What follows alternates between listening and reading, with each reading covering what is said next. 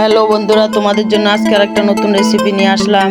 প্রথমে তেলটা গরম করে কিছুটা জিরা, দুটো লঙ্কা ফোড়ন দিয়ে পেঁয়াজটাকে ভালো করে ভেজে আদা বাটা, তারপরে কিছুটা রসুন বাটা, তারপরে লবণ পরিমাণ মতন, হলুদের গুঁড়ো, লঙ্কার গুঁড়ো, ধনে জিরের গুঁড়ো, তারপরে কষিয়ে সুন্দর করে কাঁকড়াগুলো দিয়ে দিতে হবে। সেটাকেও ভালো করে কষিয়ে কুমড়োটা দিয়ে সেটাকেও ভালো করে কষাতে হবে। তারপরে দেখো কষানোর পরে কত সুন্দর গরম মশলা দিয়ে নামিয়ে নিলাম।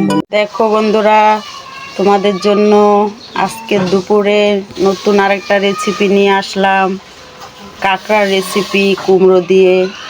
তোমরাও এভাবে বাড়িতে বানিয়ে খেতে পারো, হেভি টেস্ট খেতে কুমড়ো দিয়ে কাঁকড়া। ভালো লাগলে লাইক কমেন্ট শেয়ার করবা আর আমাদের পেজটাকে ফলো করবা।